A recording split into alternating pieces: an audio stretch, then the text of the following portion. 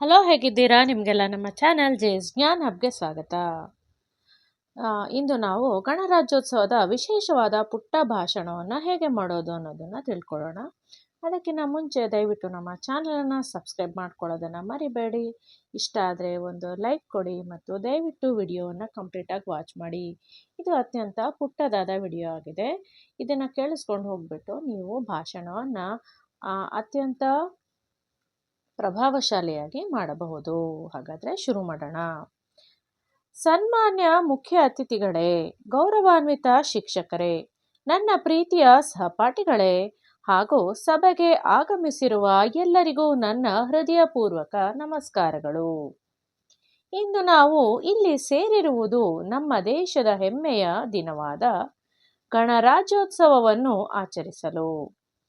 1950ರ ಜನವರಿ 26ರಂದು ಭಾರತಕ್ಕೆ ತನ್ನದೇ ಆದ ಸಂವಿಧಾನ ಜಾರಿಗೆ ಬಂದಿತು. ನಮ್ಮ ದೇಶ ಸಂಪೂರ್ಣ ಗಣರಾಜ್ಯವಾಯಿತು. ಭಾರತದ ಸಂವಿಧಾನವು ನಮಗೆ ಸಮಾನತೆ, ಸ್ವಾತಂತ್ರ್ಯ ಮತ್ತು ನ್ಯಾಯವನ್ನು ನೀಡುತ್ತದೆ.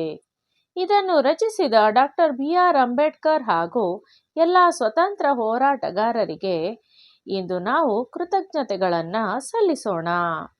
ಸ್ನೇಹಿತರೆ, ಗಣರಾಜ್ಯೋತ್ಸವವು ನಮಗೆ ನಮ್ಮ ಕರ್ತವ್ಯಗಳನ್ನು ನೆನಪಿಸುವ ದಿನವಾಗಿದೆ. ಬನ್ನಿ ನಮ್ಮ ದೇಶ ಸಂವಿಧಾನಗಳನ್ನು ಗೌರವಿಸೋಣ. ಯುವ ಜನರಾದ ನಾವುಗಳು ಈ ದೇಶದ ಭವಿಷ್ಯ. ಬನ್ನಿ ಶ್ರಮ, ಶಿಸ್ತು ಮತ್ತು ದೇಶ ಪ್ರೇಮದಿಂದ ನಮ್ಮ ದೇಶವನ್ನು ಇನ್ನಷ್ಟು ಬಲಶಾಲಿಯನ್ನಾಗಿ ಮಾಡೋಣ. ನನ್ನ ಮಾತುಗಳನ್ನು ಮುಗಿಸುವ ಮೊದಲು ಎಲ್ಲರಿಗೂ ಗಣರಾಜ್ಯೋತ್ಸವದ ಹಾರ್ದಿಕ ಶುಭಾಶಯಗಳು.